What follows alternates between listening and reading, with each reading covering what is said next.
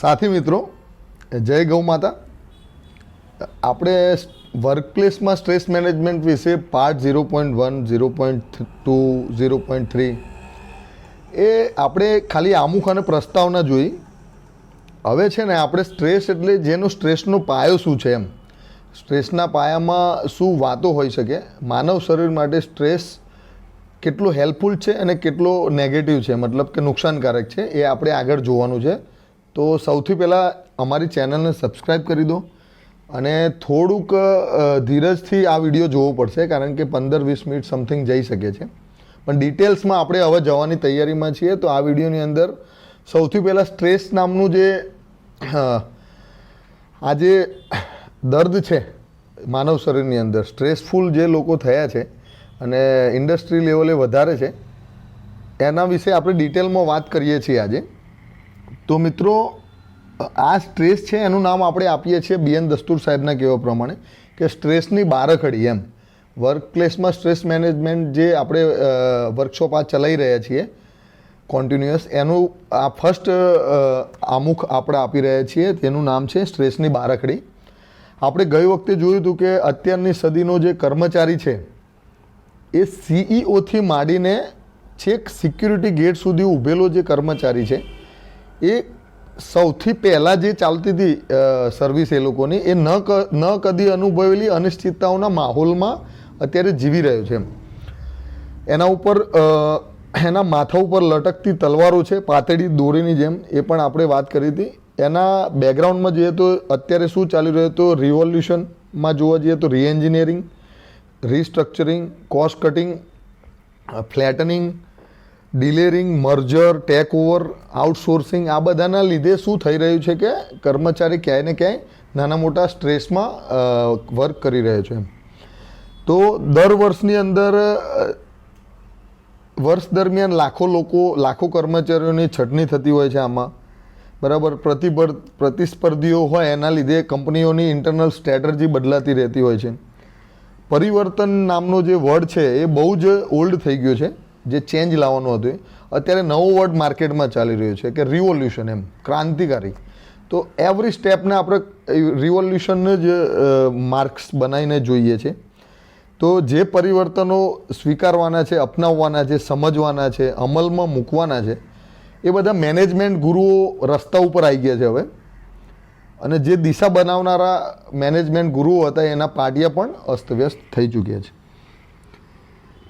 હવે આગળ જોવા જઈએ તો કોઈ પણ દેશની અંદર દૂર કોઈ પણ ઘટના બને, કોઈ પણ ઓર્ગેનાઇઝેશનમાં કે કલ્ચરમાં કે કન્ટ્રીમાં, તો એ સીધો જ એની અસર કર્મચારી ઉપર આજે થતી હોય છે, બરાબર. અને એના લીધે શું થાય છે કે દરેક કર્મચારી જે મતલબ દેશના કોઈ પણ દેશના કાયદાઓ બદલાય, એટલે કાયદાઓ બદલાવાથી વર્ષોની જહેમત કરેલા કોઈ પણ ઓર્ગેનાઇઝેશનના વર્ષોથી તૈયાર કરેલા જે પ્લાન હોય છે, એ પ્લાનની અંદર મોટા ફેરફાર થઈ જતા હોય છે અને મોટા એના લીધે પાવરના સમીકરણો બદલાઈ જાય છે અને ગ્રાહક રાજા મટીને આજે શહેનશાહ બન્યું છે. એની અપેક્ષાઓનો કોઈ અંત જ નથી હોતો અને છેલ્લે એને નોર્મલી ખુશ નહીં, એને આનંદ વિભોર કરવો પડે છે. તો ટેકનોલોજીની એટલી ભરમાર આવી છે મિત્રો કે આવતીકાલની ટેકનોલોજી આજે જ ગઈકાલની બની જાય છે. હવે કર્મચારીની એક આંખ જે છે એ કારકિર્દીની તરક્કી ઉપર રહે છે અને બીજી આંખ જે છે એ એના અંગત તરક્કી માટે રહે છે. એટલે બ્રેક વાગવાનો જે અહેસાસ થાય, એની જે આવડત હોય, એની પ્રતિભા, એ જે પ્રતિસ્પર્ધીને ત્યાં એ લઈ જવામાં સહેજ પણ અચકાતું નથી. એમ આ ઓર્ગેનાઇઝેશનથી બીજા ઓર્ગેનાઇઝેશન પર મૂવ થવાનું તરત જ વિચારી લેતો હોય છે. હવે સંસ્થાઓ છે ને અત્યારે એકદમ આમ કોઈ પણ ઓર્ગેનાઇઝેશન લઈ લો, એ રાજકારણના અખાડાઓ બનતી જાય છે. જેને કારણે રાજકારણ જેને ખેલતા આવડતું નથી એનું કંઈ આજે ઉપજતું નથી અને પાવરના સમીકરણો ઝડપથી બદલાતા રહે છે. વર્કપ્લેસની બહારના સામાજિક, આર્થિક, કૌટુંબિક દબાણો કર્મચારીની કામગીરી ઉપર અસર કરતા રહે છે. ઘરના જે ફ્રસ્ટ્રેશનો છે એ કર્મચારી ઘરની કબાટમાં બંધ કરીને કામ ઉપર નથી જતો અને ઓફિસના જે ફ્રસ્ટ્રેશનો છે તો ઓફિસની અંદર એના ડ્રોવરમાં બંધ કરીને ઘરે નથી જતું. એના લીધે એ બાખડતું રહે છે બંને વચ્ચે. અને માહોલ જ એવો છે કે જેને એને કંઈ મળતું નથી, એને ત્યાં જવું છે ત્યાં જઈ શકતું નથી, ત્યાં જવાનું નથી, અને જ્યાં પહોંચવાનું છે ત્યાં પહોંચાતું નથી, અને જ્યાં નહોતું પહોંચવાનું ત્યાં એ પહોંચી જાય છે.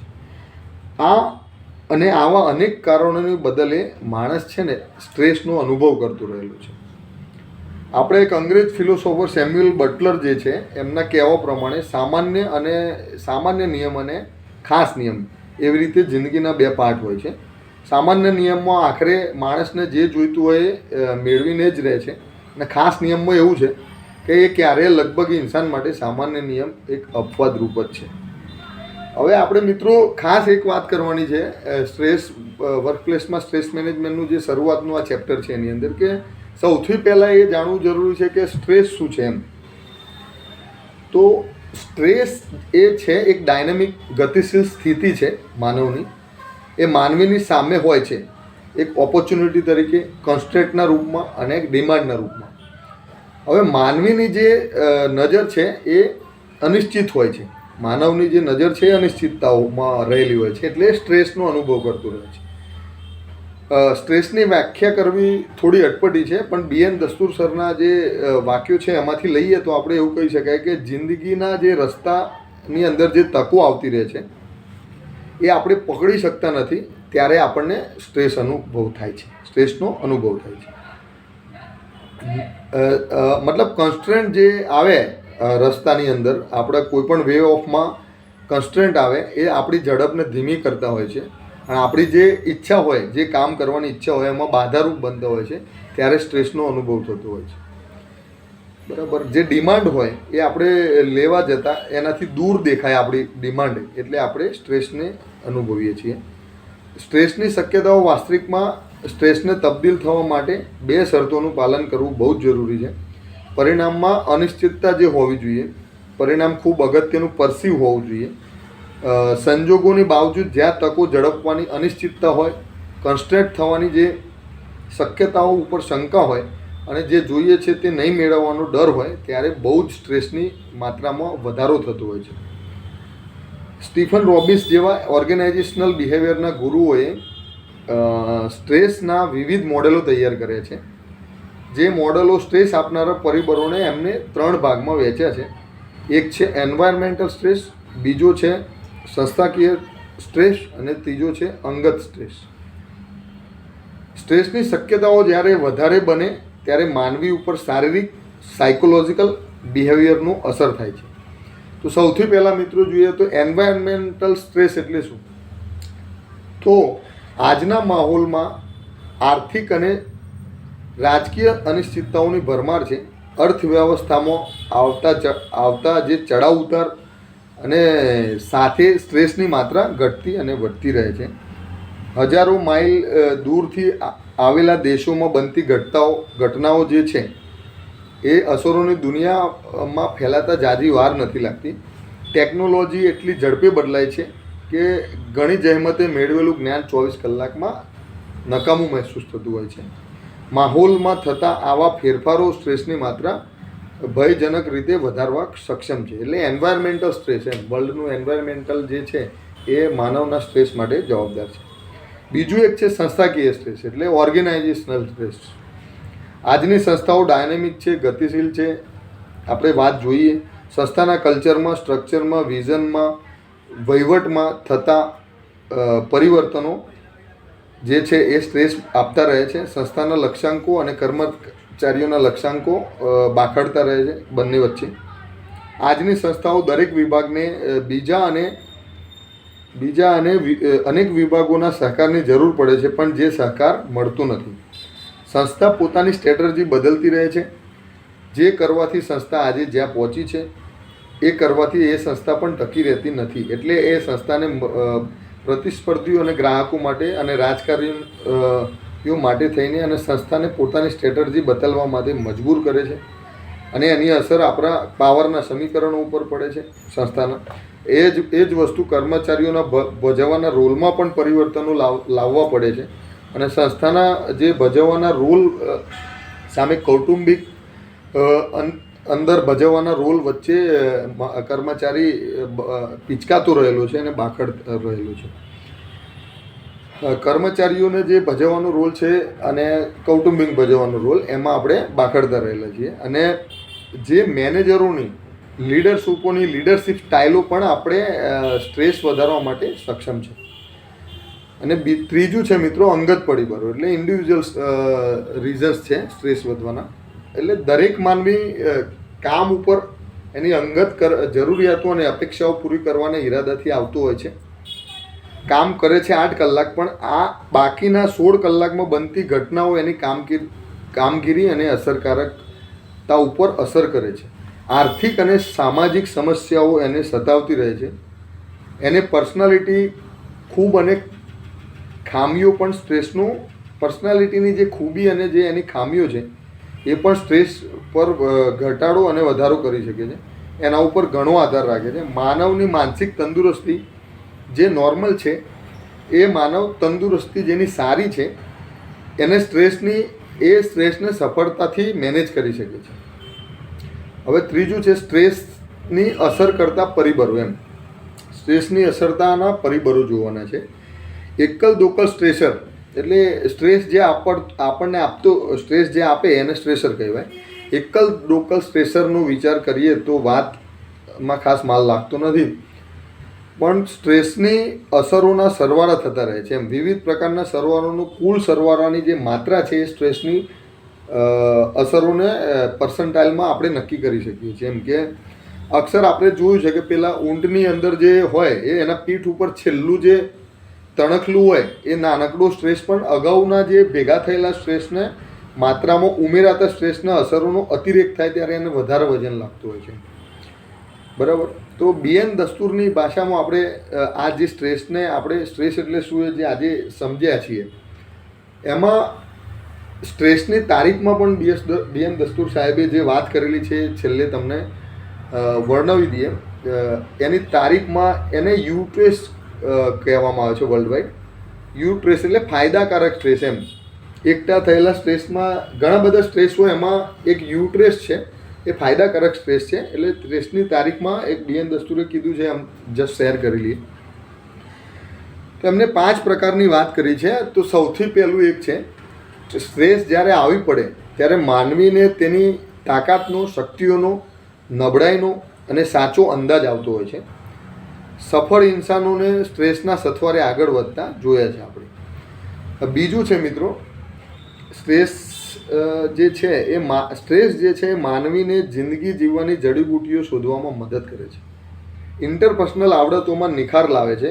સ્ટ્રેસ સામે લડવાના અને મેનેજ કરવાના રસ્તાઓ જળતા રહે છે અને ભવિષ્યમાં આવનારા સ્ટ્રેસને મેનેજ કરવામાં બહુ જ મદદ મળી રહે છે. હવે ત્રીજું છે મિત્રો અનુભવ્યું છે કે સ્ટ્રેસની માત્રા જ્યારે વધારે હોય છે ત્યારે હકારાત્મક એટીટ્યૂડવાળા જે ધરાવનાર માનવીઓ હોય છે એમની ક્રિએટિવિટીની માત્રામાં વધારો થતો હોય છે અને સ્ટ્રેસ મેનેજ કરવા માટે એ લોકો અવનવા પ્રયોગો કરીને સફળતાપૂર્વક સ્ટ્રેસ રિલીઝ કરીને સક્સેસ થઈ શકે છે. હવે નંબર 4 છે મિત્રો સ્ટ્રેસનો અનુભવ આપણને આપણી આકાંક્ષાઓ અને મહત્વાકાંક્ષાઓ ઉપર લગામ રાખતા શીખવી જાય છે. અને ફાઇનલી 5 નંબરનું જે છે કારણ જે સ્ટ્રેસમાં મદદ કરે છે જે છે સ્ટ્રેસનો અનુભવ સ્ટ્રેસના મેનેજ કરવામાં મદદ કરે છે. સ્ટ્રેસ એ માનવીનું જે એડેપ્શન લેવલ છે એ ઊંચું કરે છે. ગરીબાઈની અંદર જે સ્ટ્રેસ અનુભવ્યો હોય જે લોકોએ એ સાધારણ વ્યક્તિ જે હોય આર્થિક તકલીફથી પણ સ્ટ્રેસ નથી અનુભવતો. અને જે ગરીબી જેને જોઈ જ નથી, જેને વધારે હાઈ પ્રોફાઇલ જે લોકો હોય છે એ નોર્મલી સામાન્ય તકલીફમાં પણ એક ગરીબીની અનુભવ કરવાની શરૂઆત થઈ જતી હોય અને સ્ટ્રેસ અનુભવ કરતા હોય છે. એટલે યુવાનને પહેલાં જ હાર્ટ એટેકમાં મિત્રો ઉકલી જાય અથવા તો ઉકલી જવાનો ભય રહે અથવા તો ઉકલી જ જાય. અને જ્યારે હાર્ટ એટેકનો અનુભવી જે હોય ગરડો ડોસો થયેલો એ આપણે જોઈ રહ્યા છે કે હાર્ટ એટેકની 80 કે 83 કરી નાખે. 3 4 વાર આવે તો એ ગભરાતો ના હોય એને ફેસ કરી શકે છે. તો આ છે મિત્રો આપણા સ્ટ્રેસની જે આઈડેન્ટિટી, સ્ટ્રેસની બારકડી. સ્ટ્રેસ હોવાથી એના ફાયદા શું છે, એના ગેરફાયદા શું છે, સ્ટ્રેસને મેનેજ કરવા માટે આપણું વલણ કેવું હોવું જોઈએ. હકારાત્મક લોકો જે વલણ ધરાવતા હોય કોઈ પણ પ્રકારના સ્ટ્રેસને ફેસ કરી શકીએ છીએ. તો આ રીતે આપણે બીએન દસ્તુર સાહેબે જે મેન જે પાર્ટ નંબર 1માં આપણે વાત કરી હતી કે જેનું પાયો છે આ સ્ટ્રેસ એટલે એનું પાયા વિશે વાત કરી. અમે નેક્સ્ટ વિડીયો લઈને આવશું અને નેક્સ્ટ વિડીયોમાં અમારું જે હશે એ તમને અત્યારે જણાવી દઈએ. નેક્સ્ટ જે પાર્ટ છે આ જે પાર્ટ હતો વર્ક પ્લેસમાં સ્ટ્રેસ મેનેજમેન્ટનો પાર્ટ હતો એનું નામ હતું સ્ટ્રેસની બારકડી. અને બીજો જે પાર્ટ્સ આવશે મિત્રો એ વર્ક પ્લેસમાં સ્ટ્રેસ પોતે જે આવશે એમાં લીડરશીપ જે હોય એના ઉપર જે આધારિત જે સ્ટ્રેસો છે તો લીડરશીપ ઉપર આધારિત જે સ્ટ્રેસ છે એના વિશે આપણે ડિટેલમાં જઈશું. તો અમારી ચેનલને પ્લીઝ સબસ્ક્રાઈબ કરો અને ગૌવિશ્વમ પ્રાકૃતિક માર્ટ જે ચેનલનું નામ છે અમારું એમાં જોડાઈ જાઓ અને સબસ્ક્રાઈબ કરો અને લોકોને શેર કરતા રહો આપણા મિત્રો સાથી મિત્રોને સગા સંબંધીઓને. અને આ સ્ટ્રેસ નામનો જે વાઘ છે આપણા જીવનમાં ઓહિયા કરીને આવી ચૂક્યો છે, મોસ્ટલી 90% લોકોને નુકસાન કરી ચૂક્યો છે. એના બેઝ ઉપર એના બેઝથી કેવી રીતે એના બેનિફિટ્સ આપણને મળશે, એના ગેરફાયદાઓને આપણે કઈ રીતે ઇગ્નોર કરી શકીએ એના માટે આ જે વર્કશોપ કન્ટિન્યુ અમે ચલાવવાના છીએ. તો બધાને શેર કરતા રહો અને ખૂબ ખૂબ આભાર મિત્રો. જય ગૌ વિશ્વ, જય ગૌ.